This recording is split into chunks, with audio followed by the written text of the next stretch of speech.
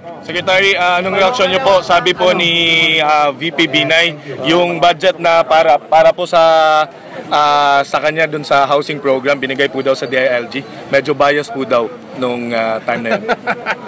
Siguro mas maganda tingnan na lang niya yung datos na kung saan ay mahigit 10 bilyon ang ibinigay sa NHA na isa sa mga ahensya na kinabibilangan ng HUDCC.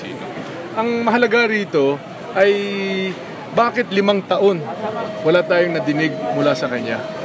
Pumapalakpak siya doon, bawat zona, no?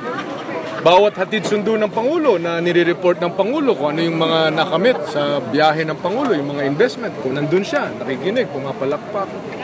Wala naman siyang kritisismo. Ngayon na parang wala na siyang masagot doon sa mga anomalyang ipinaratang sa kanya, ay bigla na lang na may mga napuna. So, hindi ko lang talaga malaman kung ano talagang katotohanan dito. Ano ba talagang katotohanan?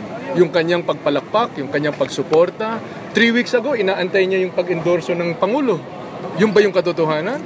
Or ngayon, yung katotohanan na sinasabi niya na maanomalya daw, madaming mga puna. So, siguro, siya na lang magpaliwanag sa taong bayan kasi kami naman ay nakatutok sa aming trabaho. So tingin niyo po, issue niya na lang po dun sa administration dahil di siya inendorso po? Ikaw na nagsabi nun.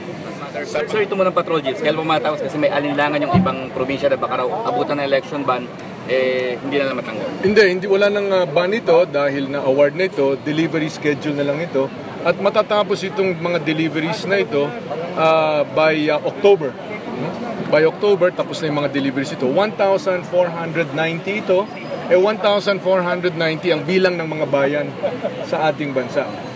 Second phase na yung mga syudad dahil mas mayayaman naman ang syudad at may kakayahan sila.